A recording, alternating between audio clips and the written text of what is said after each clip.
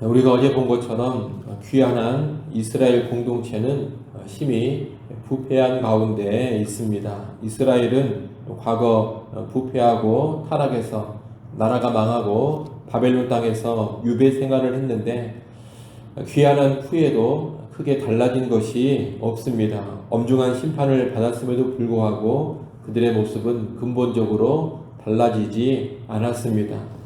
고질적인 병폐요 여호와의 진노를 피할 길이 없어 보입니다. 하지만 그런 가운데서도 하나님은 새 일을 행하고자 하십니다. 14절은 여호와 하나님께서 내리시는 명령입니다. 이 명령은 내용으로 봐서 지도자들에게 내리는 명령으로 볼 수 있습니다. 여호와께서는 도두어 길을 수축하여 내 백성의 길에서 거치는 것을 제하여 버리라 이렇게 말씀하십니다. 돌을 깔고 길을 평탄하게 닦아서 걸림돌을 드러내라는 겁니다. 좋은 길을 내라는 것인데 이 길은 여호와의 백성이 여호와 하나님께 나아가는 영적 갱신의 길입니다. 지도자들은 죄악과 우상 숭배를 비롯한 여호와께서 용납할 수 없는 악행을 제거해야 합니다. 여호와를 신뢰하지 못하게 하고 순종을 막는 방해 요인들도 다 제거해야 합니다. 그래야 하나님의 약속 성취가 지체되지 않는 겁니다. 귀환한 이스라엘의 더딘 회복은 하나님께 책임이 있지 않습니다. 여전히 반신반의하면서 하나님과 세상 사이에 양다리를 걸치고 있는 이스라엘의 행태 때문입니다.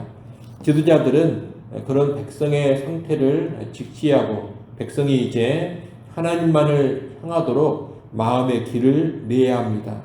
물론 그 과정이 쉽지는 않을 겁니다. 백성은 싫어할 것이고 저항할 것입니다.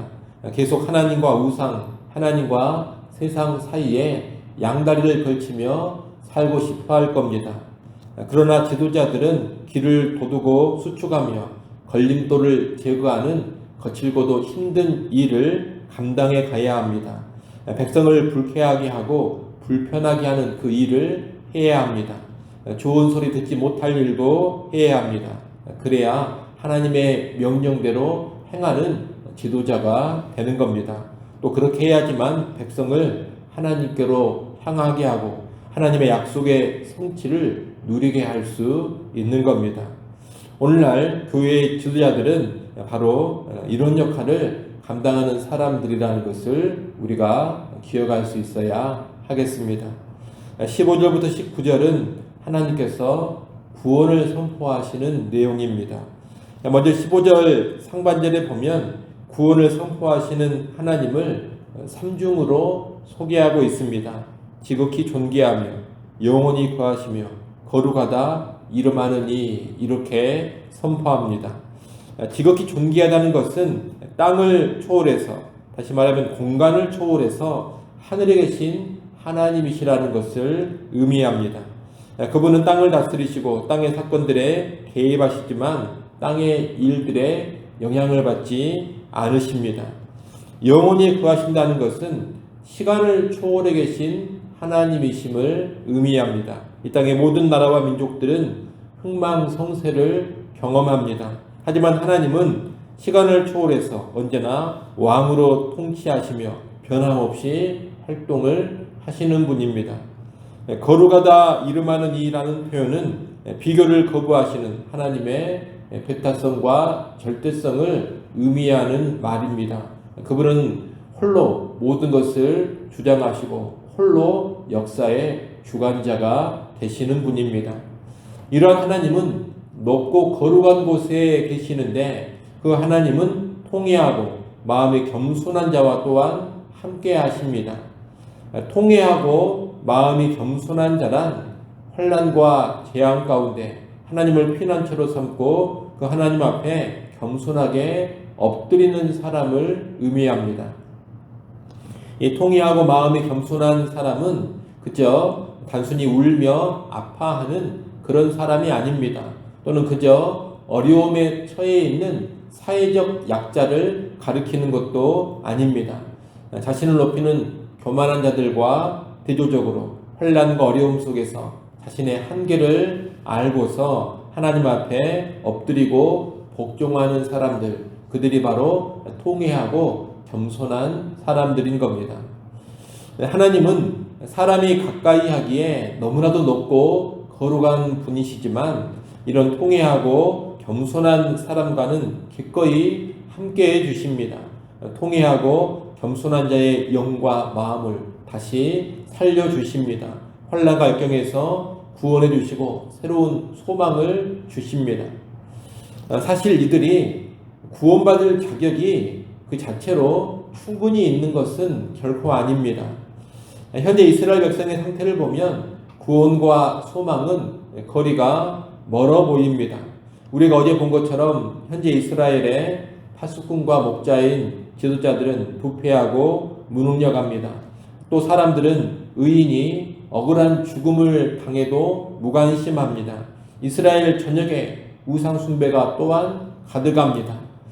실로 공의로우신 하나님이 진노하실 수밖에 없는 형편입니다.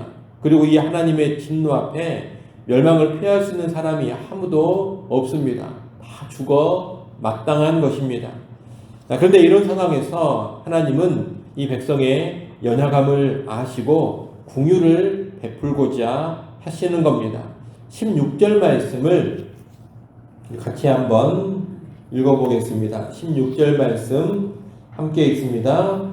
내가 영원히 다투지 아니하며 내가 끊임없이 노하지 아니할 것은 내가 지은 그의 영과 혼이 내 앞에서 피곤할까 함이라. 아멘. 범죄한 이스라엘은 하나님의 진노를 버티지 못하고 쇠약해져서 망할 수밖에 없습니다. 그래서 하나님은 영원히 다투지 아니하며 끊임없이 노하지 아니하겠다 이렇게 스스로 말씀하십니다. 이제 다르게 대하시겠다는 겁니다. 아시는 것처럼 과거 이스라엘이 망하고 유배 생활을 한 것은 그들의 죄악 때문이었습니다. 하나님은 이스라엘의 탐심의 죄악으로 인해 노하여 그들을 치셨고 얼굴을 가리시며 관계를 단절시켰습니다.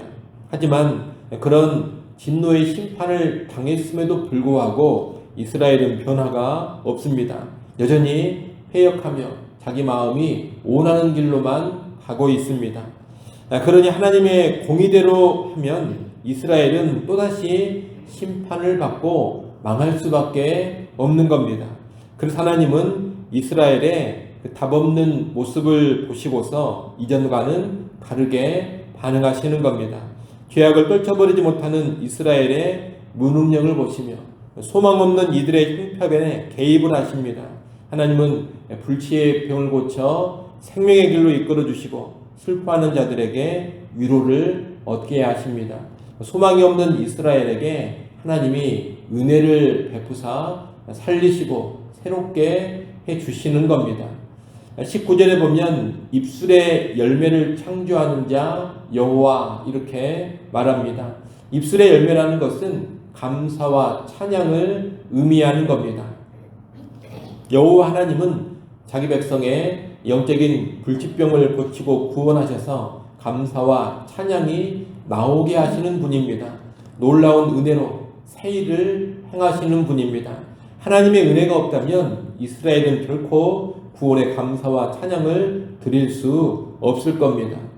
불치의 병에 걸려서 멸망의 길로만 가던 이스라엘은 이 하나님의 은혜로 인하여서 값없이 치유를 받고 평강을 누리게 됩니다.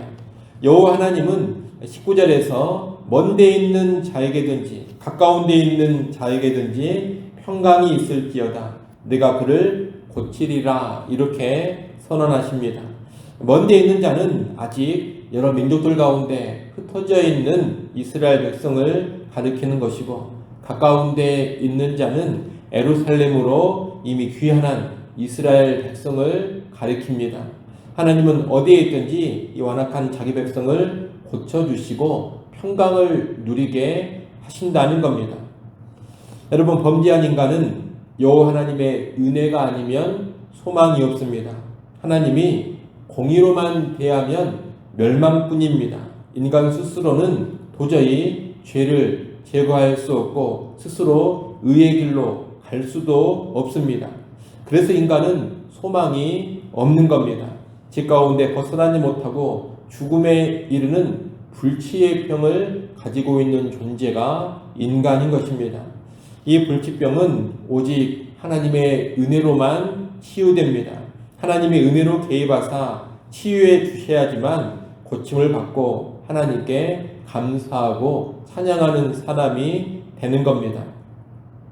오늘 우리가 예수 믿고 구원받았다면 소망 없던 나에게 그 하나님의 은혜가 임한 줄로 아시기를 바랍니다. 그것을 아시고 입술의 열매인 감사와 찬양을 하나님께 드릴 수 있기를 바랍니다. 여러분, 내가 겸손하고 내가 통회한다 해서 그 자체로 구원받을 자격이 있는 게 절대로 아닙니다. 겸손 통회 그 자체가 우리를 구원하는 힘이 되는 것이 아닙니다. 그런 자에게 하나님 은혜를 주시기 때문에 구원받을 수가 있는 것이고 죄로부터 구원받아 하나님 앞에 바로 설 수 있는 겁니다.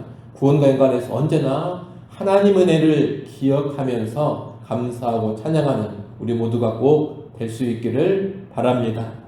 마지막 단락인 20절, 21절은 악인에게 임하는 심판입니다. 하나님은 모든 사람에게 치유와 평강을 약속하셨습니다. 하지만 그렇다고 해서 모든 사람이 치유와 평강을 실제로 누리는 것은 아닙니다.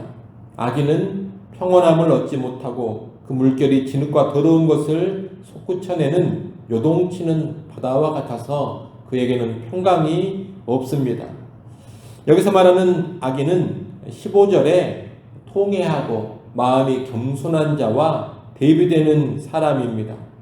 아무리 기회를 주고 기다리고 용서해도 거치는 것을 제거하지 않는 사람입니다.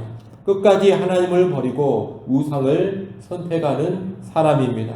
그 사람에게는 평강이 없다는 겁니다.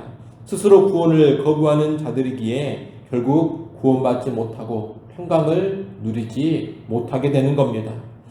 그런 우리는 은혜로 찾아오시는 하나님, 기꺼이 은혜를 베풀고자 하시는 그 하나님 앞에 통회와 겸손의 심령으로 설 수 있어야 하겠습니다. 우리 스스로 죄를 끊지 못하고 스스로 죄를 벗어버리지 못하고 심판과 멸망으로 갈 수밖에 없는 인생이 바로 우리라는 것을 깨닫고 하나님 앞에 통회와 겸손의 심령, 달리 말해 가난한 심령으로 서게 된다면 기적적인 치유와 구원, 놀라운 은혜의 역사가 우리에게 임할 겁니다. 그런 가운데 평강의 복을 누리게 될 것입니다. 아무쪼록 우리 모두는 은혜의 하나님 앞에 언제나 교만을 버리고 통회와 겸손의 심령으로만 설 수 있기를 간절히 소원합니다. 기도합니다. 하나님 아버지, 우리 하나님은 언제나 무한한 은혜를 베풀고자 하시는 하나님이심을 알게 하여 주옵소서. 그 하나님 앞에 우리의 완악한 마음, 우리의 교만한 마음을 버리게 하시고 그 은혜의 하나님 앞에 언제나 통회와 겸손의 심령으로 가난한 심령으로만 서게 하시고 나아가게 하여 주옵소서. 통회하고 겸손한 자들에게 지극히 높고 거룩하신 하나님이 늘 함께 하신다는 것을 깨닫게 하셔서 하나님 앞에 언제나 그 심령으로 서는 우리 모두가 되게 하여 주옵소서. 그리하여 평강을 누리게 하여 주옵소서. 아버지 하나님, 이 새벽 시간 하나님 앞에 나와 겸손히 엎드립니다.